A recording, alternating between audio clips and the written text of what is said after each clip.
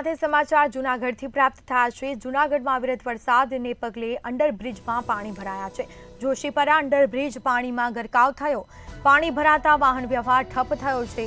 વાહન વ્યવહાર બંધ થયો છે। છેલ્લા 3 દિવસથી અંડરબ્રિજ બંધ છે। વાહન ચાલકો મુશ્કેલીમાં મુકાયા છે। અંડરબ્રિજમાં પાણી ભરાતા રસ્તાને ડાયવર્ટ કરવામાં આવ્યો છે। હજારો લોકોને ભારે હાલાકીનો સામનો કરવો પડી રહ્યો છે। મહાનગરપાલિકાની પ્રી મોન્સૂન કામગીરી ફક્ત કાગળ પર જોવા મળી છે। આ સાથે છેલ્લા 3 દિવસથી અંડરબ્રિજ બંધ છે।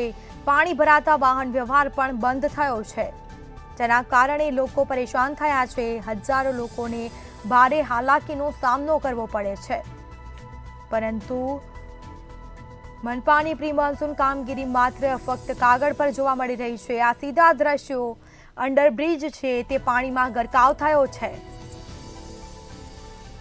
તો હજારો લોકો મુશ્કેલીનો સામનો કરી રહ્યા છે। અંડરબ્રિજમાં પાણી ભરાતા રસ્તાને ડાયવર્ટ કરવામાં આવ્યો છે। મનપાની પ્રી મોન્સૂન કામગીરી ફક્ત કાગળ પર જોવા મળી રહી છે।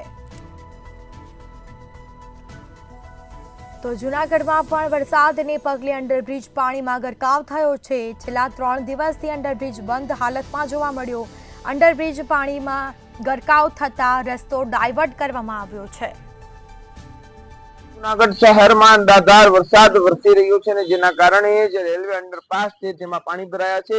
છેલ્લા 3 થી 4 દિવસથી આ રીતની સ્થિતિ અહીં નિર્માણ થઈ છે, અને ખાસ કરીને 6 થી 7 ફૂટ જેટલું જે અંડરપાસમાં પાણી ભરાયું છે, ને જેના કારણે હજારો લોકોનો અવર જવરનો રસ્તો છે, પરંતુ પાણી ભરાતા વાહન ચાલકોને પારાવાર મુશ્કેલીનો સામનો કરવો પડી રહ્યો છે। તો બીજી તરફ આ રસ્તો જે ડાયવર્ટ કરાયો છે તે ફરીને લોકોને જવું પડે છે, અને જેને લઈને મુશ્કેલીનો સામનો લોકો કરી રહ્યા છે। તો બીજી તરફ ચાલીને જતા સ્થાનિક લોકોને મજબૂરીથી રેલવે ટ્રેક ઓવરક્રોસ કરી અને બાદમાં ત્યાં સામેની સાઈડ જવું પડતું હોય છે। એટલે કે હાલ મહાનગરપાલિકાની જે પ્રી મોન્સૂન કામગીરી હોય છે તેની પોલ જતી થઈ છે।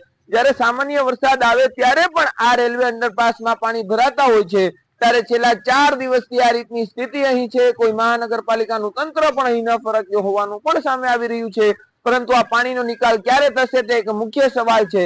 જ્યારે હાલ આ રીતની સ્થિતિ અહીં નિર્માણ થઈ છે, અને જૂનાગઢ શહેરમાં વહેલી સવારે ને મોડી રાત્રે પણ ધોધમાર વરસાદ વરસ્યો હતો। અમાર બખાઈ મંતવ્ય ન્યૂઝ જૂનાગઢ।